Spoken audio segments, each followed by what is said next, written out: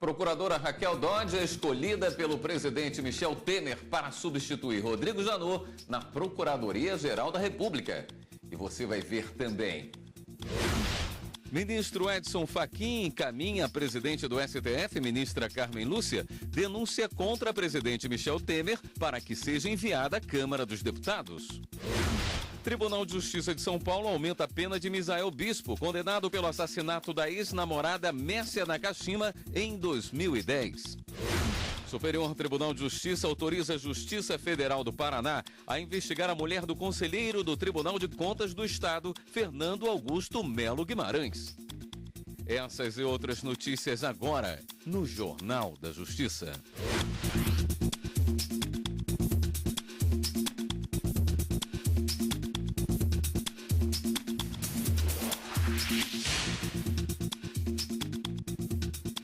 Boa noite. Procuradora Raquel Dodge é escolhida pelo presidente Michel Temer para substituir Rodrigo Janot na Procuradoria-Geral da República. A repórter Viviane Novaes tem os detalhes. Viviane, boa noite. Boa noite, William. Olha, a Raquel Dodge foi um dos 3 nomes indicados ontem por mais de 1.000 procuradores de todo o Brasil. E um dia depois vem essa escolha aí, essa indicação do presidente Michel Temer. Raquel Dodge é subprocuradora-geral da República, atua na área criminal no Superior Tribunal de Justiça e em assuntos relacionados ao consumidor e à ordem econômica. Raquel Dodge é mestre em Direito pela Universidade de Harvard. Ela vai substituir Rodrigo Janot, o mandato dele termina agora em setembro. Depois dessa indicação aí do presidente Michel Temer, o nome dela vai ser sabatinado na Comissão de Constituição e Justiça do Senado. E depois o nome dela será submetido à aprovação do plenário. Raquel Dodge poderá ser a primeira procuradora-geral da República no nosso país. William. Obrigado, Viviane. O ministro Ricardo Lewandowski negou o seguimento ao pedido de habeas corpus da defesa do ex-deputado federal Rodrigo Rocha Loures contra a decisão do ministro Edson Fachin, que decretou a quebra de sigilo telefônico do ex-parlamentar. O ministro Lewandowski explicou que a jurisprudência do STF não aceita pedido de habeas corpus contra a decisão do ministro relator do caso. O Tribunal de Justiça de São Paulo aumentou a pena de Misael Bispo pela morte da ex-namorada Mércia Nakashima, que foi encontrada dentro do carro no fundo de uma represa. O corpo e o carro de Mércia foram encontrados em 2010 dentro de uma represa em Nazaré Paulista, na região metropolitana de São Paulo. A vítima tinha sido baleada e morreu afogada. Em março de 2013, os jurados condenaram Misael Bispo a 20 anos de prisão pelos crimes de homicídio doloso qualificado por motivo torpe, meio cruel e recurso que dificultou a defesa de Mércia. O Tribunal de Justiça aceitou o recurso do Ministério Público e aumentou a pena para 22 anos e 8 meses de prisão. Nesta quarta-feira, os magistrados do Tribunal de Justiça também negaram o recurso da defesa de Misael, que pedia anulação do júri que o condenou. Misael sempre negou o crime. Ele já cumpre a pena em regime fechado na penitenciária de Tremembé, no interior do estado. Cabe recurso da decisão. A Procuradoria-Geral da República entrou com uma ação no STF contra a lei que permite a terceirização irrestrita de mão de obra.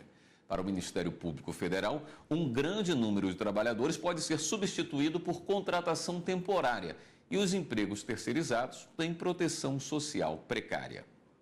Quando uma empresa contrata outra para prestar determinados serviços, ocorre a terceirização. Serviços de limpeza e vigilância são exemplos, mas em março deste ano o Congresso Nacional aprovou uma lei que libera a terceirização para todas as atividades das empresas e não apenas as secundárias. O Procurador-Geral da República, Rodrigo Janot, pediu ao Supremo Tribunal Federal que declare inconstitucional a lei que foi sancionada. O pedido de Janot é que o STF conceda liminar, ou seja, uma decisão provisória para suspender imediatamente os efeitos da lei, pois sua vigência abre espaço para que milhares de postos de emprego direto sejam substituídos por mão de obra temporária e por empregos terceirizados em atividade fim, o que representa, segundo o Procurador-Geral da República, em precaríssima proteção social.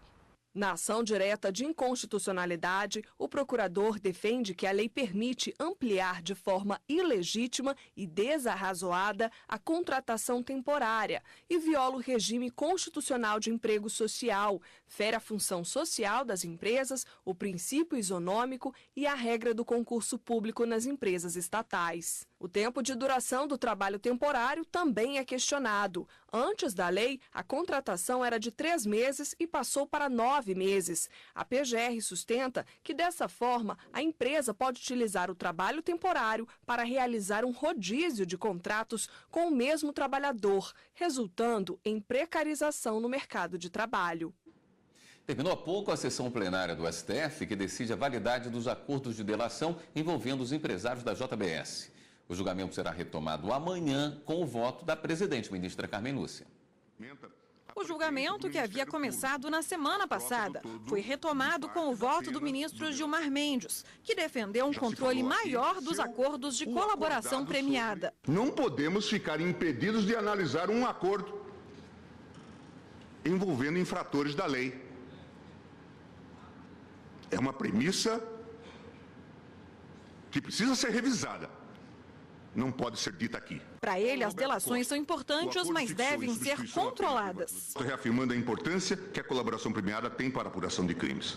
Ainda assim, sem controle, o Instituto pode descambar em direções perigosíssimas, presidente. Ele votou para manter o ministro Edson Fachin na relatoria dos processos, mas defendeu que os acordos de delação devem ser homologados pelo plenário. A lei do processo nos tribunais afirma que o relator terá as atribuições que a legislação processual confere aos juízes singulares.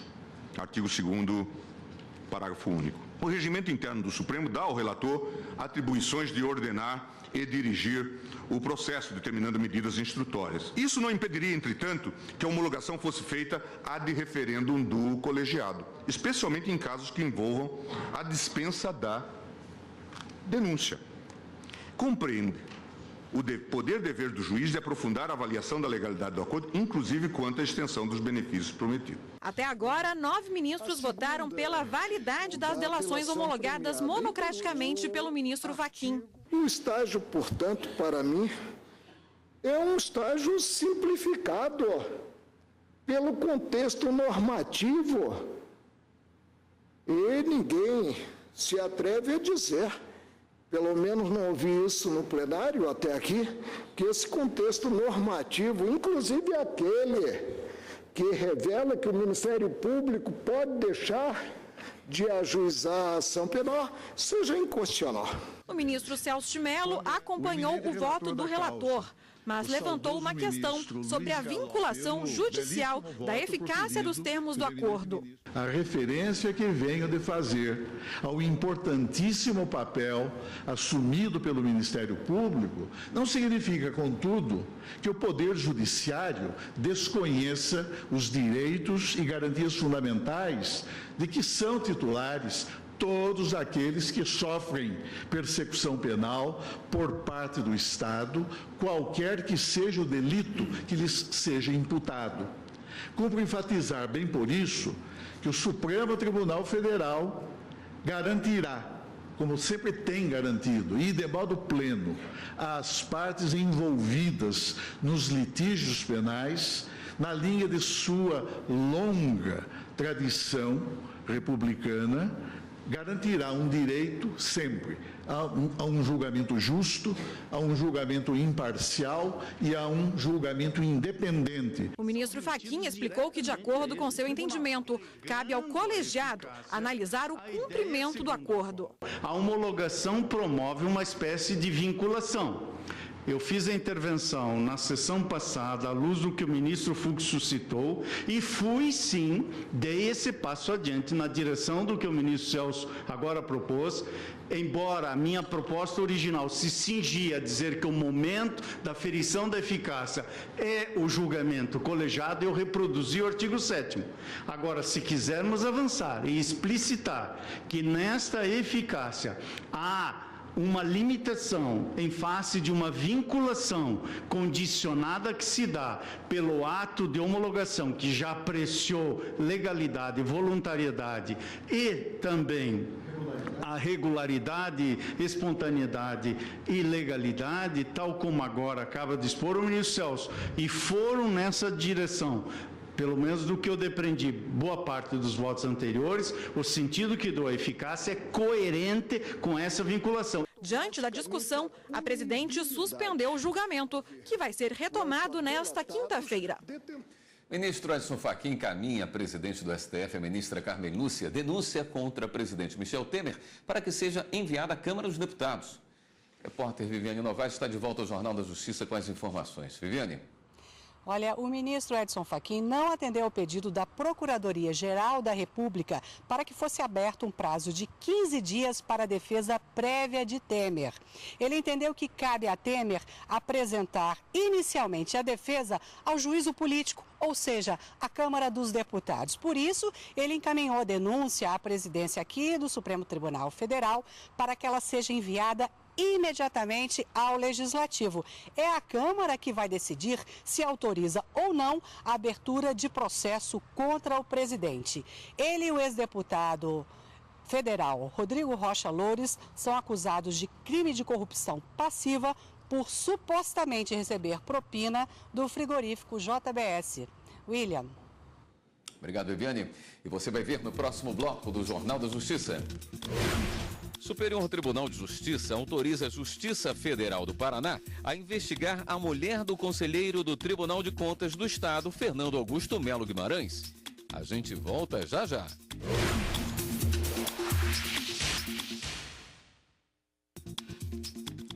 O Superior Tribunal de Justiça negou a admissão de recurso apresentado pela defesa do ex-presidente Luiz Inácio Lula da Silva sobre a isenção de um desembargador do Tribunal Regional Federal da 4ª Região, em Porto Alegre, para julgar suspensão do juiz Sérgio Moro.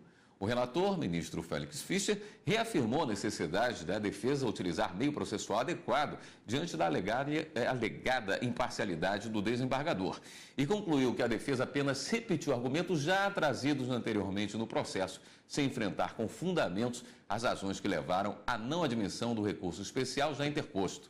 A decisão foi unânime.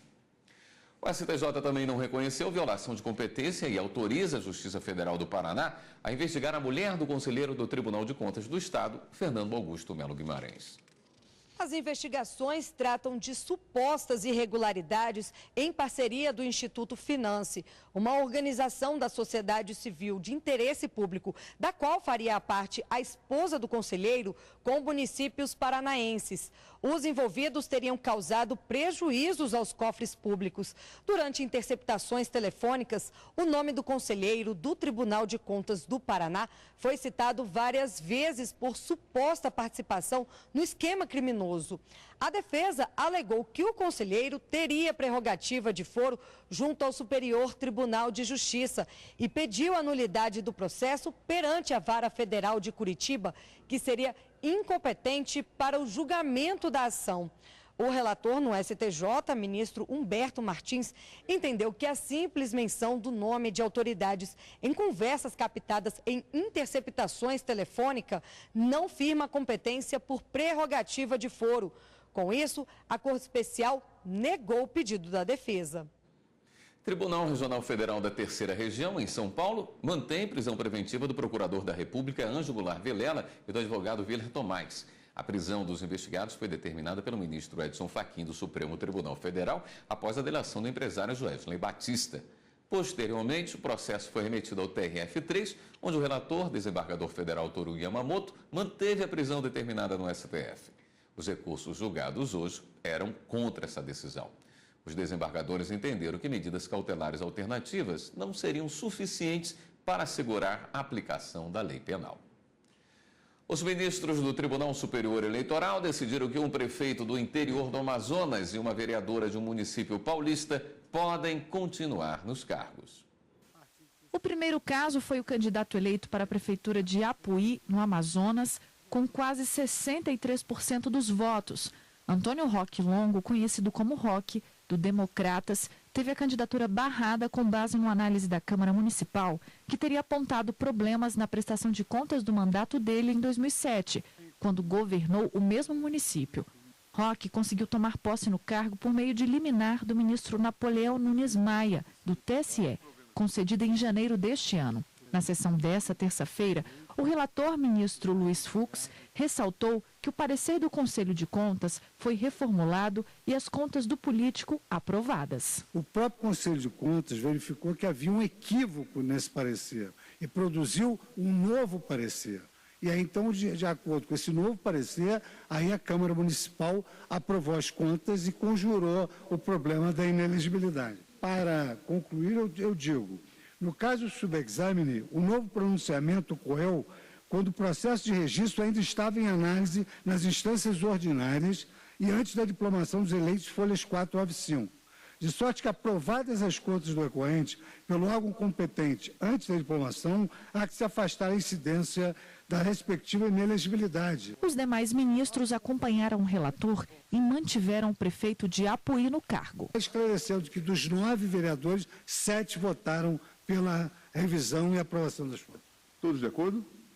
Portanto, provido o recurso, nós temos o voto do relator. Na análise de outro processo, o plenário também deferiu o registro de Ana Cláudia Ferrari, vereadora em Santo Antônio de Posse, em São Paulo. Ela era acusada de não ter se descompatibilizado de cargo em empresa que tem contratos com a prefeitura para ocupar a vaga na Câmara.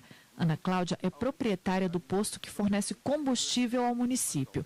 Mas, segundo a relatora do recurso, ministra Rosa Weber, o estabelecimento participou de pregão aberto pela prefeitura e venceu a concorrência sem nenhum problema na licitação. A recorrente se limitou a oferecer o melhor preço. Então, a presunção, ela favorece a uniformidade das cláusulas. E por isso eu, com todo o respeito, proponho a reforma da decisão regional e o deferimento do registro. O Ministério Público Federal no Rio de Janeiro ofereceu denúncia contra o ex-governador Sérgio Cabral, o empresário Marco De Luca e os operadores financeiros Carlos Miranda e Carlos Bezerra. O ex-governador e os operadores foram denunciados por corrupção passiva. Já De Luca foi denunciado por corrupção ativa e organização criminosa. De acordo com a denúncia, Marco De Luca pagou entre os anos de 2007 e 2016 quase 17 milhões de reais em propina a Cabral para obter benefícios em contratos com o governo do estado do Rio de Janeiro. Esta é a 12ª denúncia contra o ex-governador Sérgio Cabral. Uma usina que conduziu um empregado à delegacia e divulgou a acusação de furto contra o trabalhador para os empregados da empresa foi condenada a pagar 20 mil reais de indenização. A decisão é do Tribunal Superior do Trabalho. O Tribunal Regional do Trabalho da 24ª Região em Mato Grosso do Sul havia condenado a usina ao pagamento de 4 mil reais de indenização por danos morais referente ao constrangimento sofrido pelo trabalhador que cuidava do almoxarifado. O empregado havia sido encaminhado à delegacia acusado de furtar um produto que mata formiga. Ele entrou na justiça pedindo indenização por danos morais, porque a empresa permitiu que fosse divulgada a ida dele até a delegacia, virando alvo de chacota dos colegas. Em recurso ao TST, o profissional tentou aumentar o valor da condenação. A relatora do caso, na segunda turma, a ministra Adelaide Miranda Arantes, aceitou o pedido. Para a ministra, a indenização por danos morais deveria ser elevada para 20 mil reais, levando em conta a capacidade do dano, a culpa da empresa, a capacidade econômica das partes e o caráter pedagógico da condenação. Por unanimidade, a usina vai ter que pagar 20 mil reais ao trabalhador devido à propagação da notícia. O Instituto Brasileiro de Defesa do Consumidor avalia que a suspensão da emissão de novos passaportes por tempo indeterminado é ilegal, já que a emissão de documentos é um serviço público essencial assegurado pela Constituição Federal e pelo Código de Defesa do Consumidor. O Instituto encaminhou uma carta à Polícia Federal pedindo que o serviço não seja suspenso. O Ministério do Planejamento informou que vai propor ao Congresso Nacional um projeto de lei para abrir um crédito suplementar de 102 milhões de reais ao Ministério da Justiça para regularizar a emissão dos passaportes. O serviço está suspenso desde terça-feira à noite, porque atingiu o limite de gastos previstos no orçamento da União. Os únicos passaportes que continuam a ser emitidos são os de emergência, por motivo de saúde ou trabalho. E você vai ver no próximo bloco do Jornal da Justiça. Superior Tribunal de Justiça nega pensão por morte do pai à mulher que já recebia outros benefícios. A gente volta já já. –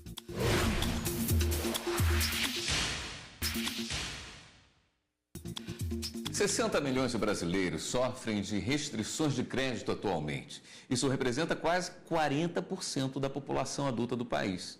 Os dados são do Serviço de Proteção ao Crédito e da Confederação Nacional de Dirigentes Lojistas. Na hora de fazer um investimento de longo prazo, é necessário um planejamento para não se tornar um endividado. Comprar uma casa e um carro é o sonho de muitos brasileiros. Mas pouca gente tem dinheiro para fazer o negócio à vista. Eliane recorreu ao financiamento e conseguiu realizar o sonho do carro novo. Mas para não se endividar, ela precisou se planejar. Fiz uma pesquisa em várias concessionárias e fui ver o custo-benefício, que melhor me atendia. Um carro bom, de qualidade, com uma prestação, uma parcela que coubesse no meu bolso. Por causa da crise econômica no ano passado, a inadimplência no financiamento de veículos para pessoas físicas aumentou 0,4 ponto percentual em relação a 2015. A taxa chegou a 4,6%. O dado é da Associação Nacional das Empresas Financeiras de Montadoras. Os especialistas lembram que, ao optar pelo financiamento, tanto de veículos quanto de imóveis, o consumidor precisa se planejar. A inadimplência, normalmente, ela é fruto da falta de planejamento. A pessoa não simula, não verifica se aquela prestação está dentro da sua capacidade de pagamento, separando, inclusive, uma reserva para emergências, que sempre acontece. Os financiamentos não podem comprometer mais de 30% da renda do trabalhador, mas nem sempre os bancos cumprem essa determinação legal. Sempre que for o caso, consulte um advogado de sua confiança. A consulta, os honorários que um advogado vai cobrar pela consulta são infinitamente inferiores do que aqueles honorários para reverter a situação de contrato abusivo, enfim. Então, recomenda-se sempre contratar. Leia o contrato, mas a interpretação que um advogado dá ao contrato é muito mais técnica, muito mais aprofundada e vai deixar o consumidor muito mais confortável para se submeter àquele contrato e realizar o sonho da sua casa própria com muito mais segurança. Eliane já quer trocar de carro de novo, mas antes precisa organizar as contas de casa. Eu já corri as concessionárias de novo, quanto que dão no meu, quanto que ficaria, porque agora eu quero um carro melhor, né? E quanto que ficaria a parcela. Então eu já estou me programando para poder dar mais esse passo. Filha de servidor não terá direito de receber pensão por morte do pai, porque já recebe outros tipos de benefícios. A decisão é do Superior Tribunal de Justiça. A pensão por morte está prevista no Estatuto dos Servidores Públicos. Tem direito ao benefício filhos, cônjuges, pais ou irmãos, desde que sejam dependentes financeiramente do servidor. Isso significa que, se o dependente já recebe qualquer outro tipo de benefício, ele não tem direito a receber a pensão por morte. Esse foi o entendimento dos ministros da primeira turma do STJ ao analisar o recurso da filha de um servidor público. A mulher recebia da Previdência Social aposentadoria por invalidez e pensão por morte do marido. Na Justiça, ela buscava a concessão de um novo benefício, dessa vez a pensão por morte do pai. No processo, a filha do servidor alegou que os dois benefícios que já recebia tinham valores baixos e, por isso, ainda dependia financeiramente do pai. O relator da ação, ministro Sérgio Cuquina, destacou a necessidade de se cumprir os pré-requisitos previstos no Estatuto, entre eles a dependência financeira. De acordo com o ministro, a filha é amparada por outros dois benefícios, o que descaracteriza tal situação. E o fato dela morar na mesma casa dos pais, por si só, não configura dependência. Seguindo o voto do relator, a primeira turma negou o pedido de pensão. Terminou a reunião anual de gestão estratégica da Justiça Eleitoral, promovida pelo Tribunal Superior Eleitoral em Brasília. Foram 2 dias de encontro que contou com a presença de gestores de estratégia de todos os 27 tribunais regionais eleitorais do país e ainda com a equipe do TSE. O objetivo principal foi alinhar o planejamento para as eleições de 2018. Hoje está discutindo desde o planejamento das eleições, com a participação da assessoria de gestão estratégica, gestão eleitoral do TSE, e estamos discutindo também toda a parte a gente tem uma rede de governança da Justiça Eleitoral, onde são tratadas as metas do CNJ, a gente está fazendo como que a gente vai definir as metas para 2018, acertando as metas de 2017, estamos também fazendo um alinhamento de toda a parte estratégica, do planejamento estratégico da Justiça Eleitoral. Para os gestores regionais, a iniciativa é de total importância para que a Justiça Eleitoral em todo o país trabalhe de maneira harmônica e uniforme. O estabelecimento de diretrizes do TSE é essencial para a gestão estratégica do país como um todo, porque, na verdade, vocês aqui que fazem o grande trabalho de direcionamento, né, de tudo que vai acontecer no futuro. Como a nossa área de estratégia trabalha com o futuro e o planejamento, é essencial que a gente faça essas reuniões para alinhar o pensamento nacionalmente. Como o sistema jurídico tributário brasileiro tem avaliado os acordos internacionais de comércio exterior? Este é o tema do programa Academia desta semana. A mestra em Direito, Radassa Laís de Souza Santana, destaca como as diversas constituições brasileiras abordam o tema.